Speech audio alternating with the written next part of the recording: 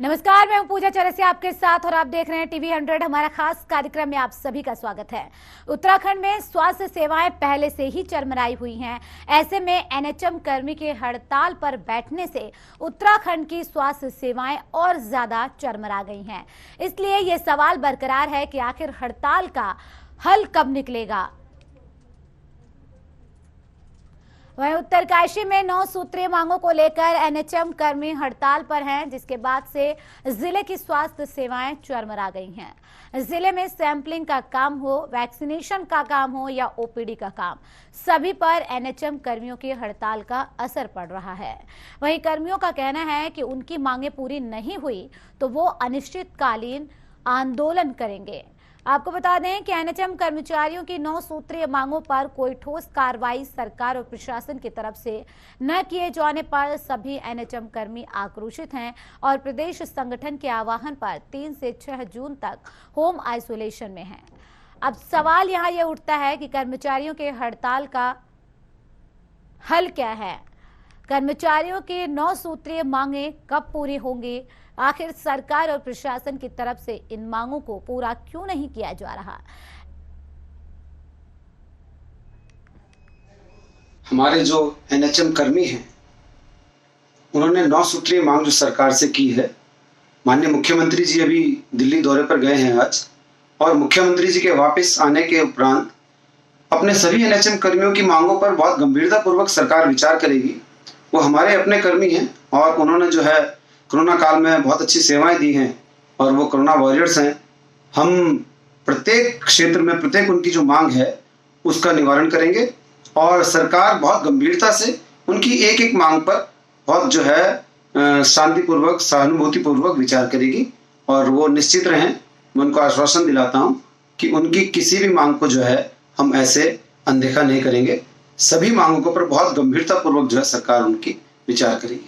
यहाँ पे पहले से भी कमी है, लेकिन राज्य सरकार को इस विपरीत परिस्थिति में ये एनएचएम कर्मचारियों की बातों को सुनना चाहिए और इनकी जो भी 9 सूत्रीय मांगे हैं सरकार को पहल कर इनकी मांगों को निपटाना चाहिए, जिससे कि प्रदेश में स्वास्थ्य सेवाओं को सुचारू रूप से चलाया जा सके। ये इसका कोई हल नहीं है कि राज्य सरकार इनकी मांगों को नहीं मान रही है। अगर ये कर्मचारी अपनी मांगों को राज्य सरकार के सामने नहीं रखेंगे तो किसके सामने रखेंगे? ये राज्य सरकार का फर्ज बनता है कि राज्य के जितने भी एनएचएम के जो कर्मचारी हैं उनकी जो मांगे हैं उनको गंभीरता से सुने और जो इनका जो आंदोलन है इसको समाप्त राज्य सरकार कराए। तभी मैं समझता हूं कि यहाँ पे स्वास्थ्य कर्मियों की कमी को हम दूर कर सकते हैं, यहाँ पे बेहतर स्वास्थ्य सेवाएं हम दे सकते हैं। राज्य सरकार को इसमें गंभीरता से विचार करना चाहिए।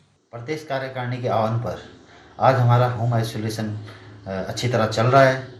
मैं माननीय मुख्यमंत्री जी से अनुरोध करूंगा कि ये हमारी समस्याएं इतनी बड़ी नहीं हैं जिसमें आप समाधान नहीं ले पा रहे हैं। जो हमारी ये 9 सूत्रीय मांगे हैं ये बहुत एक छोटी सी मांग है हमारी, और आप इसे जल्द से जल्द इसका समाधान करें जिससे कि हमारे सब स्वास्थ्य कर्मी अपनी सेवाओं में पुनः जा सकें।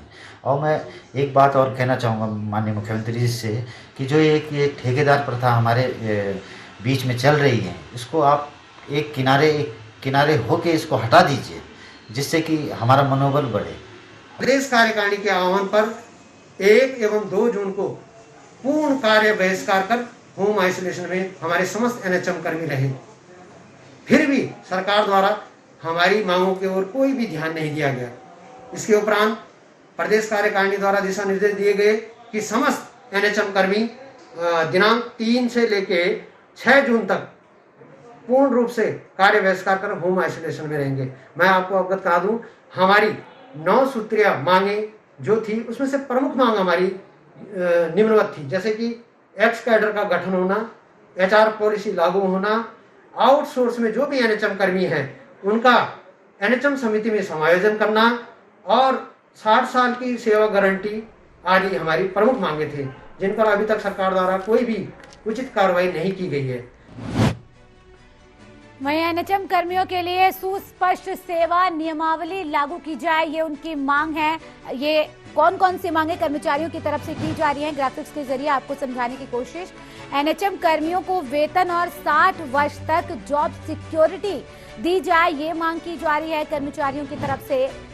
वहीं कर्मचारियों को कोरोना होता है तो उनके इलाज के लिए वार्ड तैयार करने की भी मांग की गई है। अलग वार्ड तैयार करने को लेकर एनएचएम कर्मी लगातार मांग कर रहे हैं। वहीं संविदा कर्मियों का सामूहिक बीमा कराने की भी मांग इन एनएचएम कर्मियों की तरफ से किया जा रहा है। 2 साल से लंबित पड़े लॉयल्टी बोनस अभिलंब कर्मचारियों को देने की मांग की गई है। एनएचएम कर्मियों के कार्य के आधार पर वेतन 10% वार्षिक वृद्धि की मांग की गई है।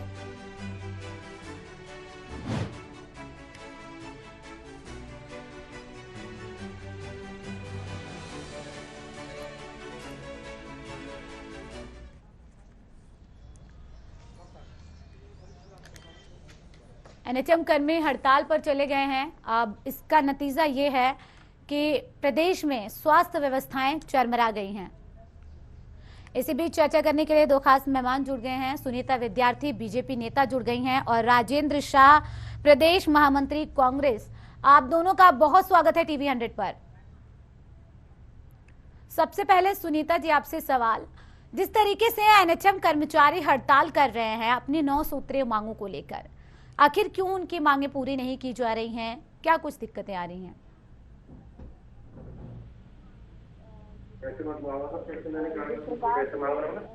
सूत्रीय मांगों का जो हमारे पास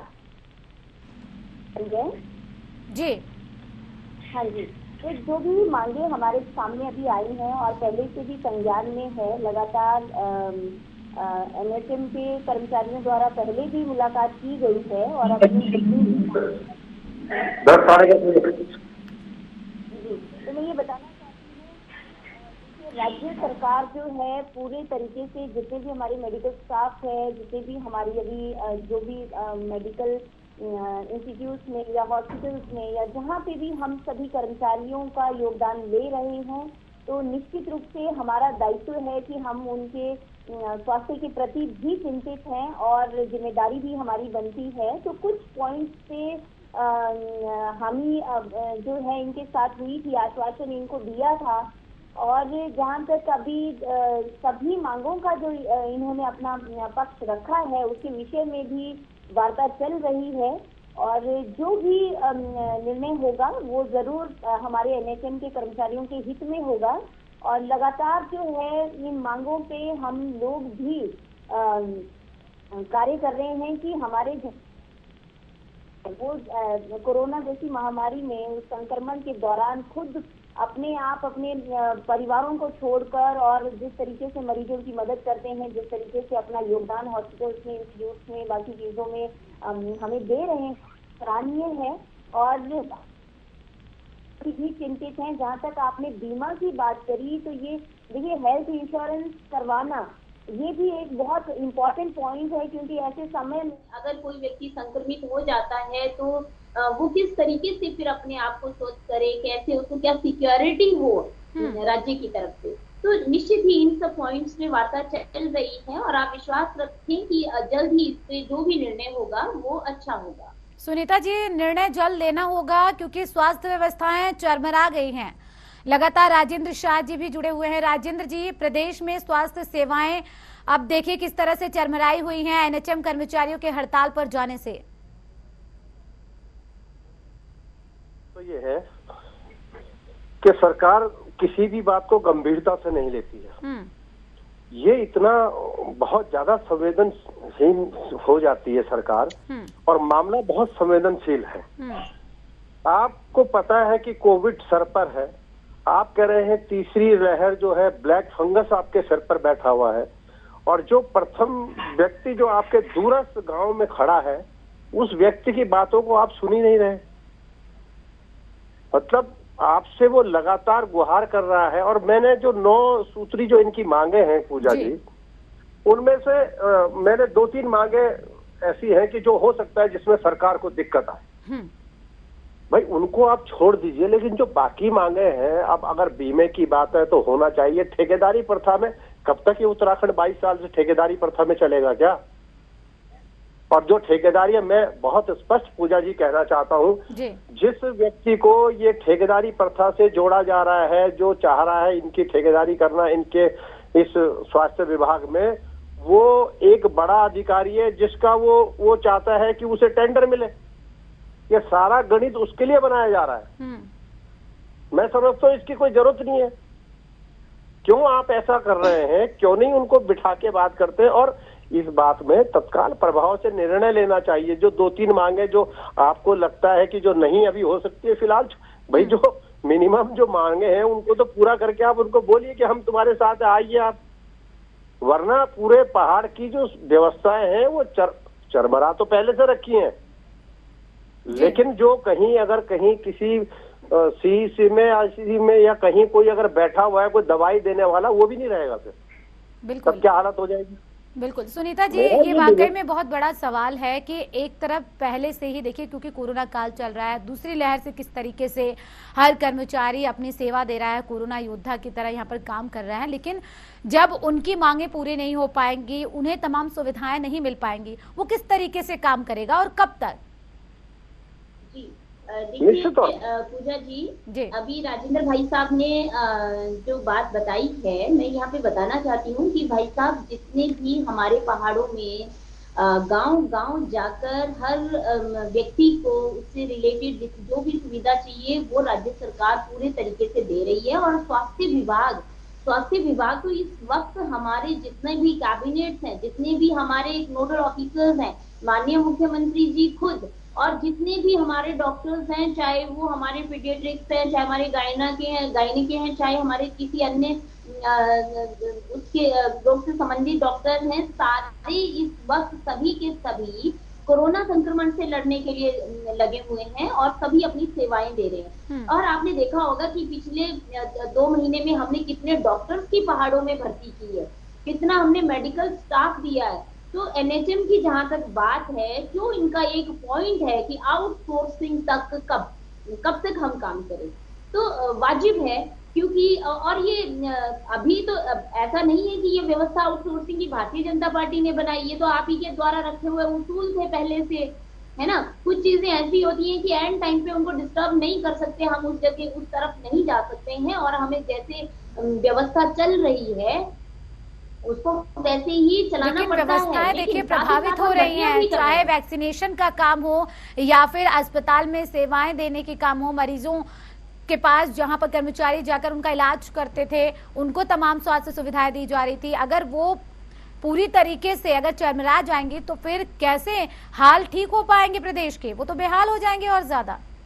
जी बिल्कुल बिल्कुल, देखिए राज्य सरकार पूरे तरीके से चिंतित है इस विषय में, और ये वाला जो इनका एक मांग है कि हमारा जो इंश्योरेंस है वो होना चाहिए, क्योंकि अगर अमुक व्यक्तियों को कुछ हो जाता है, ड्यूटी के दौरान कुछ हो जाता है, आगे पीछे कोरोना संक्रमण पकड़ लेता है, तो किस तरीके से हमारी क्या सिक्योरिटी हो, हेल्थ सिक्योरिटी। तो वही एक जो है वो मांग बिल्कुल जायज है, क्योंकि इस वक्त जो है देखिए हमने अभी हमारे दिवंगत पत्रकारों का हमने कितने अपने पत्रकार भाइयों को सॉरी जी विनम्र श्रद्धांजलि भी दी, कितने हमारे पत्रकार भाई हम लोगों से दूर हो गए, तो उनके आश्रितों को अभी माननीय मुख्यमंत्री जी ने 90 लाख से ज्यादा की वित्तीय सहायता दी है। तो ऐसे ही हर वर्ग को सभी जगह पे हम लोग पूरी सुविधाएं मुहैया करवा रहे हैं। और आउटसोर्सिंग का जो अभी ये बात चल रही है, देखिए धीरे धीरे सारे पदों को जो है वो भरा जा रहा है और प्रायोरिटी में है ये चीजें। ऐसा नहीं है कि सरकार इसमें कोई टाल मटोल कर रही है, प्रायोरिटी में है चीजें। लेकिन उससे पहले जितने हमारी मरीजों का है, हमारे कोविड केयर सेंटर्स हैं, हमारे ऑक्सीजन प्लांट्स हैं, हमारे अभी हम ऑक्सीजन प्लांट्स के उसमें इतनी जोरों शोरों से लगे हुए थे, तब तक फंगस आ जाता है, और फंगस भी कई टाइप्स के आ जाते हैं। उसके बाद बच्चों पे जिस तरीके से ये चुनौती बना हुआ है संक्रमण, ये बहुत अभी की जो स्थिति है, सवाल तो इसीलिए उठाया जा रहा है सुनीता जी कि इस तरह के हालात अभी हैं और आने वाले दिनों में और भी ज्यादा हालात खराब ना हो, उसको लेकर जहां तैयारी होनी चाहिए सरकार की तरफ से, पूरा फोकस सरकार का उधर होना चाहिए, लेकिन एनएचएम कर्मचारी हड़ताल पर चले गए हैं। ऐसे में व्यवस्थाएं कैसे दुरुस्त होंगी, ये बहुत बड़ा सवाल लगातार बरकरार है। आखिर उनकी मांगे कब पूरी होंगी? राजेंद्र जी, क्या लग रहा है आपको, उनकी मांगे पूरी होंगी भी या नहीं? पूजा जी देखिए, अगर पहले से आपको अल्टीमेटम दिया गया है, ये बताया गया है कि भाई हम फलाने दिन तक जो है काली पट्टी बांध के रखेंगे, उसके बाद अगर हमारी मांग नहीं मांगेंगे तो उसके बाद हम जो है कार्य बहिष्कार करेंगे। तो क्यों नहीं उसी समय पे समय रहते हुए उनसे बात कर ली गई।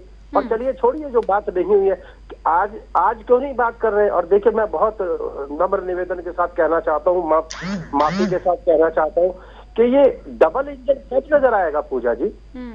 ये जो डबल इंजन की सरकार बनाई गई थी कह के 57 विधायकों का प्रचंड बहुमत दिया उत्तराखंड की जनता ने, इसलिए कि अब डबल इंजन लग रहा है और इसका कहीं असर दिखेगा। ये अभी तक इन 4.5 सालों में कहीं असर नहीं। अरे भाई स्वास्थ्य विभाग में ही असर दिखा दीजिए आप, कम से कम कहीं तो दिखाइए। अब तो 6 महीने बाद तो चुनाव है, आपको चुनाव में भागीदारी करनी है। अभी तक तो आपने कहीं इस इंजन को चलाया नहीं, स्टार्ट नहीं किया, यहीं स्टार्ट कर दीजिए ना, क्या दिक्कत है। देखिए ये कहना बड़ा आसान है, लेकिन जो पहाड़ की अभी आपके सामने हमारी भाजपा की जो नेता है वो कह रही थी, पहाड़ में जो स्थिति है बहुत ही ज्यादा दयनीय है पूजा जी। मैं तो थराली, देवाल, नारायणबगड़, दसौली, पोखरी की बात करूं मैं, और मैं चाहे कल्जीखाल कोट से लेकर खिरसू की बात करूं, ये वो है जो शहर के श्रीनगर पौड़ी से जुड़ा हुआ है, चमोली जोशीमठ से जुड़ा हुआ है, वहां की स्थिति बड़ी दयनीय है। तो जो दूरस्थ इलाके हैं, अगर मैं यमकेश्वर की बात करने लग जाऊं, अगर मैं जहरी खाल की बात करने लग जाऊं, पूरे पहाड़ के अंदर स्थिति, वो तो मैं अपने केदार बाबा का और बद्रीनाथ का बहुत ही ये कहूं कि उनका आशीर्वाद पहाड़ पे बना हुआ है कि अगर कहीं बुखार आ रहा है, किसी को जुकाम लग रहा है, तो वो एक गोली खा के आपकी ठीक हो जा रहा है। ये कृपा है हम पे ईश्वर की कि जिस तरह की स्थिति है यहाँ उधम सिंह नगर, हरिद्वार, देहरादून में हुई, भगवान न करे अगर वहाँ पहाड़ों पर कहीं कोटद्वार से ऊपर और रामनगर से ऊपर धारचूला पिथौरागढ़ तक अगर ऐसी स्थिति सोचिए क्या होता, क्या स्थिति होती। आप कहीं भी तैयार नहीं है किसी चीज के लिए भी। तो ये कहने से नहीं होगा कि हम कर रहे हैं भाई। 23 पिछले साल जब राहुल जी ने, अब ये क्योंकि मुझे इसलिए ये बात कहनी पड़ रही है, अभी ये कह रहे थे कि जब राहुल जी ने, जब ये हाउडी मोदी चल रहा था, जब ट्रंप के साथ, तब कह दिया था, तो कितना मजाक पार्लियामेंट के अंदर उड़ाया स्वास्थ्य मंत्री जी ने, उन्होंने तब कह दिया था भाई इसको करो। इसके बाद ही पिछली लहर आई, पिछली लहर आने के बाद 1 साल, मार्च के बाद 1 साल हो गया पूजा जी। इस 1 साल में आपने क्या किया भाई? कुछ नहीं किया। और जब अब सिर पे आ गई, जब मार्च अप्रैल में सिर पे आ गई, तो फिर आप हाथ पांव मारने लग गए। तो अब भी सुनीता जी जी सुनीता जी जवाब दीजिए। जी राजेंद्र जी लौट रहे हैं। देखिए राजेंद्र भाई साहब ने बहुत लंबी चौड़ी जो लिस्ट अभी बता रहे हैं, जिनका कोई भी सिर पैर नहीं है और कोई भी आधार नहीं है। वो इसलिए नहीं है कि जहां तक खीरसू, पोखरी, जोशीमठ से सटे हुए विभाग, हमारे केदारनाथ और श्रीनगर से सटे हुए गांव की जहाँ की बात कर रहे हैं, वहां तक हमारे भारतीय जनता पार्टी के यंग विंग जो है वहां पे जाके खुद उन्होंने दवाइयां सप्लाई की है और सोशल मीडिया भरा पड़ा है। सेवा ही संगठन के माध्यम से हमारे कार्यकर्ता जगह जगह एक सीमांत क्षेत्रों में, चंपावत, बागेश्वर तक की मैं आपको बात बताऊं कि वहां के गांव तक में जाके सुविधाएं दी है। तो ये हर बात का जुमला बोलना छोड़ दीजिए जी, ये आरोप लगाना छोड़ दिया। अरे राजेंद्र जी, तो अभी कोविड सेवक वाली एक फरमान प्रीतम जी ने फेंका था, वो कहाँ तक पहुंचा है? वो ऐसे कार्य खाली देखिए कांग्रेस पार्टी में होते हैं। और ये समय जो है इस वक्त आपका ये निराधार आरोप लगाने का नहीं है, क्योंकि इसमें जनता भ्रमित होती है। खुद मैंने देखा है कि खिरसू में वहाँ पे वैक्सीनेशन हो रहा है। चलिए मान लिया कि कांग्रेस ने उधर जनता को भ्रमित किया या नहीं किया, इससे इधर इस बात का जवाब चाहिए कि जो एनएचएम के कर्मचारी, राजेंद्र जी लौट रही हूँ आपके पास में, जो एनएचएम के कर्मचारी हड़ताल पर गए हैं, जिसकी वजह से स्वास्थ्य सुविधा पर प्रभाव पड़ा है, उस दौरान अगर किसी की जान चली जाती है, किसी को कुछ हो जाता है, उसकी जिम्मेदारी किसकी होगी? क्योंकि बीजेपी काम कर रही है, कांग्रेस काम कर रही है, ये इतर है, बजाय इसके कि डॉक्टर और नर्सेस काम कर रहे हैं, एनएचएम के कर्मचारी काम कर रहे हैं या नहीं कर रहे हैं। जी देखिए क्या होता है, अभी जो इनकी, अभी मैं मांगों पे सीधा आती हूँ और मैं आपको बताना चाहती हूँ कि जो इनके 2-3 पॉइंट्स हैं उस पर इनको आश्वासन मिल चुका है। लेकिन अभी 9 की 9 मांगों में जिस प्रकार से उन्होंने अपनी बात रखी है, तो देखिए आंदोलन करके अपनी बात ही पहुंचानी होती है, लेकिन ऐसा नहीं है कि आप ऐसे समय में मरीजों को छोड़ के अगर घर बैठेंगे तो आगे आपका फिर आपको देखना चाहिए कि इन सब चीजों से कुछ हल होता नहीं है। तो अपनी बात जो है अगर हम पहुंचा पाए हैं और आगे आपको आश्वासन भी मिला है तो काम पे लौटना चाहिए। इस तरीके के जो आंदोलन है वो बंद करने चाहिए, क्योंकि अभी इस समय जो है लोगों को बचाना बहुत जरूरी है।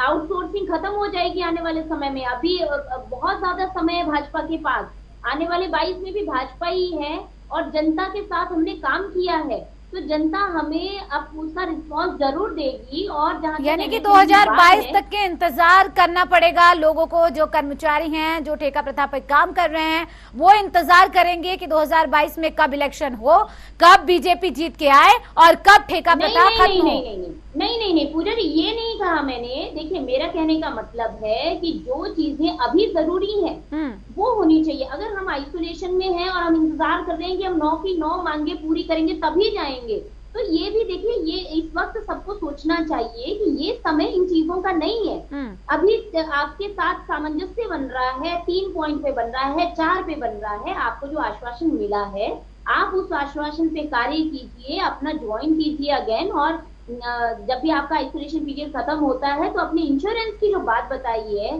जो आपने बाकी अपनी चिंता जाहिर की है सारी, देखिए 9 मांगे हैं तो 9 मांगे आपकी तरफ से तो आपकी बहुत बड़ी एक चिंतनीय विषय है, तो हमारे लिए भी उतना ही है। हम चाहते हैं कि जो चीजें अभी प्रायोरिटी में है उनका समाधान हो और जो चीजें टाइम समय जिनमें लग रहा है उनको समय के साथ में होने दीजिए। तो कहने का मतलब ये है कि अभी जो है अगर हम अभी घर पर बैठ जाएंगे, रूठ जाएंगे और इस तरीके का अगर हम व्यवहार करेंगे तो उससे देखिए जो 3 मांगे हैं वो भी लंबित हो जाएंगी। तो मुझे लगता है कि जहाँ जिनसे आश्वासन मिला है उनपे उनको सहमति जता के कार्य में वापस आना चाहिए। और जहां तक विपक्ष की बात है तो ये जनवरी फरवरी में हमारा हौडी मोदी जी का हुआ था तो इनके प्रॉब्लम हो गई थी, क्योंकि इनको लगता था कि कंट्री से बाहर सिर्फ इटली के लोग जो हैं उन्हीं को जाना जाता है, भारत में और कोई एग्जिस्ट नहीं करता है, तो इनके तो पेट में दर्द होना वाजिब है। तो ये इस वक्त इन मुद्दों को ना लाएं, क्योंकि जब भी राज्य की बात होती है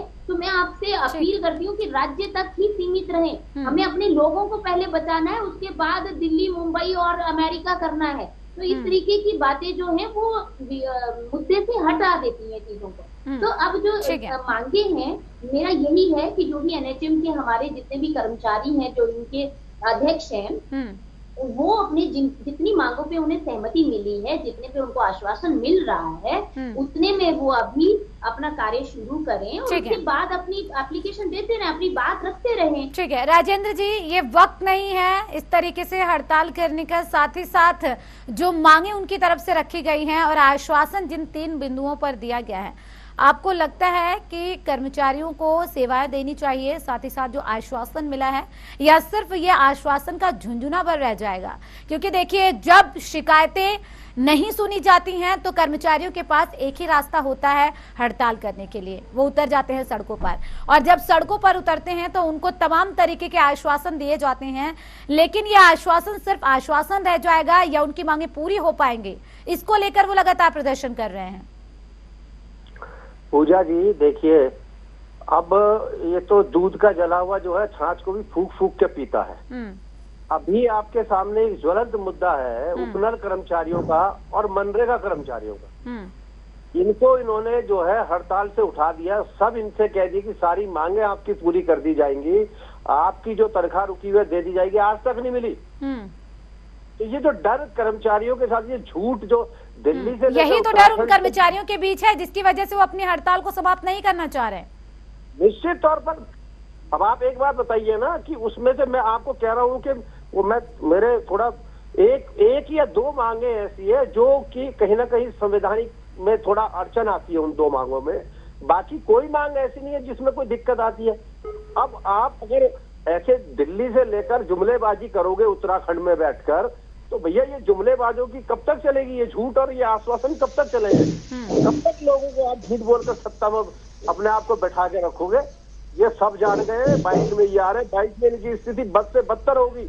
लोग परेशान है, जिस तरह की कैजुअलिटीज यहाँ पर हुई है और जिस तरह की नकारा सरकार, जवाब देने वाला कोई व्यक्ति नहीं था, वो सब लोग जान गए हैं। और जो ये हमारे एनएचआरएम कार्य जो हमारे कर्मचारी है वो भी डरे हुए हैं।